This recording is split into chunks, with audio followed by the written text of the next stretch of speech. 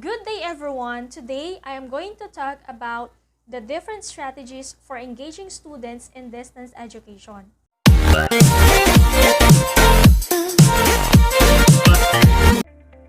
In my previous vlogs, I have mentioned about the different challenges that students and teachers met during online classes.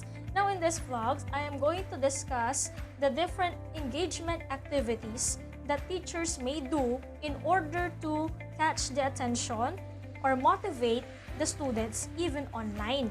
But before we start with that, I am going to mention first the different challenges in distance education. So the first challenge is the feelings of isolation. So what is the feelings of isolation? Because we are in a quarantine period, okay, students might feel that they are isolated, which means that during online class, there is no face-to-face classes and that they cannot collaborate with other students.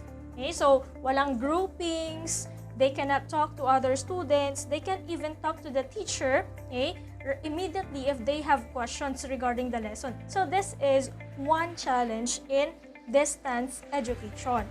The second challenge is the lack of support.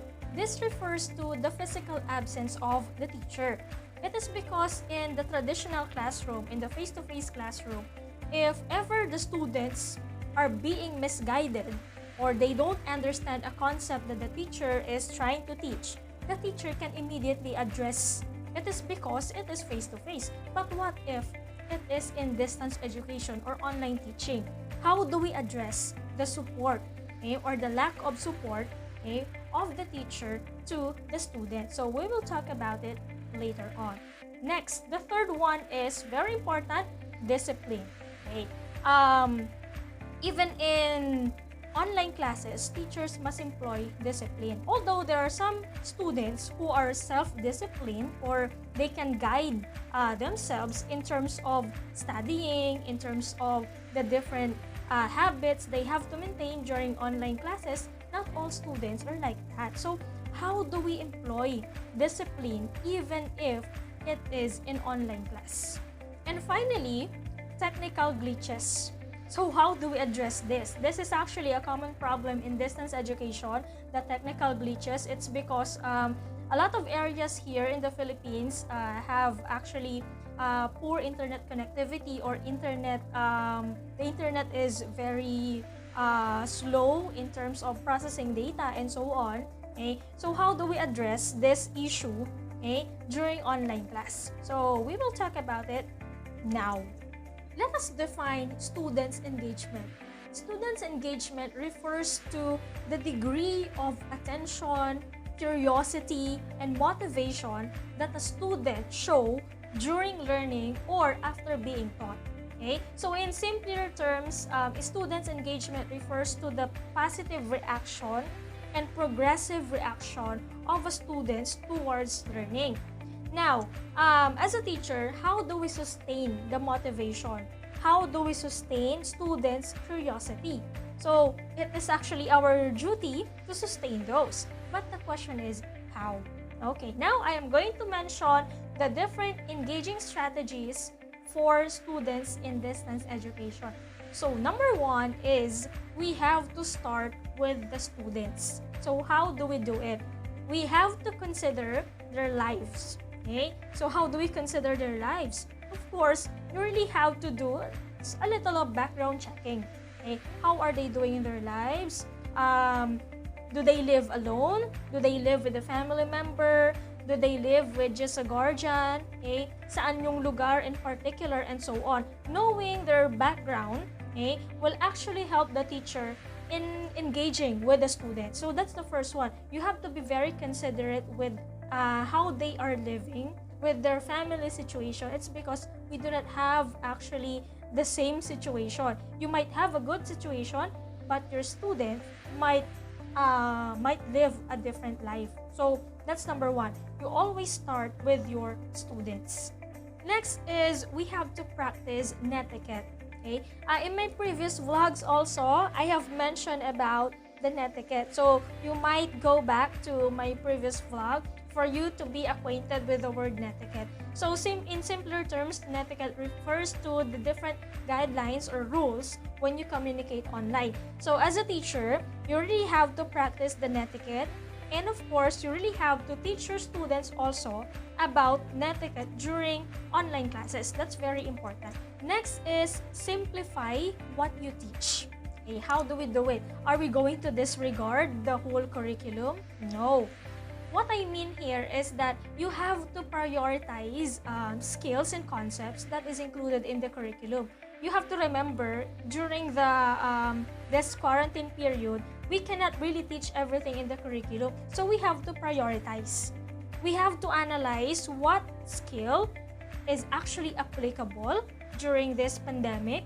What are the different skills that are within their reach, or different lessons that are within their reach when you actually teach them. Kasi mahirap na yung concept and skill na ituturo mo sa kanya is medyo hindi siya masyadong related, or it is impossible to actually achieve during this quarantine period. Because remember, students are just inside their houses. Okay? So we have to simplify the things that we teach them and simplify activities as well. Make sure that it is something doable. Next is meet for a briefer periods. Okay, so this means that you simply have to take track of your time. Ibig sabihin, you're not going to discuss one entire lesson in just one sitting. Okay, because students for sure will not absorb everything. So what you will do is you have to chunk the activities and chunk the topics that you're going to teach the students. And also, in distance learning, sometimes the coping mechanism of the students is depending on their age. If you are teaching kids who actually have very short attention span, you have to be very creative, and it should not be very long enough. Okay, so it is always depending on how old are the students you are teaching. Okay, and then you also have to remember, since they are inside their houses, there are a lot of distractions, which means that if you're going to meet for very long periods, tendency is they will not absorb everything. They will not learn, okay? And they will get bored. So you have to meet for a brief period of time. Next is adapt a learning strategy. So in this one, what are you going to do is that you have to think of some activities which are readily available inside their houses. So say for example, you are teaching writing. Okay, so it is best to tell them to write or create or construct a narrative essay or descriptive essay about a person whom they consider a hero during this pandemic. So that's a good activity kasi readily available yung material na gagamitin. And it is very contextualized. Okay? So all the students can actually relate. If you're teaching science, you can actually tell them, okay, you make a poster. In that poster, please indicate what are the different activities, okay, that you do in order to prevent the spread of the virus. So pwede yon. Okay? And a lot more. So you have to simply be very creative in giving activities, okay, which are contextualized and within the reach. So those strategy, I might say, is very effective.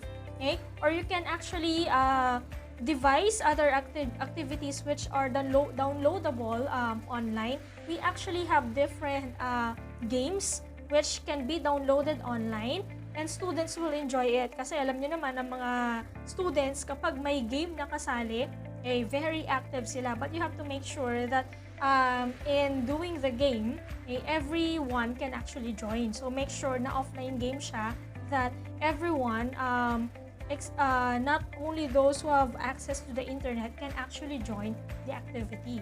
So you have to devise of a certain strategy that is readily available, and that students can actually join regardless of the internet connectivity that they have, or whether or not they have internet.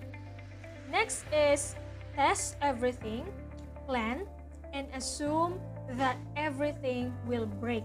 Why do I say this? In online class or distance education, you are not the person in control of everything. So say for example, you are conducting your class and then the internet connectivity is very slow. So how are you going to address the issue? In here, you have to make sure that you have plan B, plan C, plan D, and so on. Okay? Or example, you have created a link for your meeting and then suddenly, bago pumasok sa link, ang nangyari is the link crashed. So what are you going to do? So it is important that you actually have plan B, okay? Or plan C pa yan.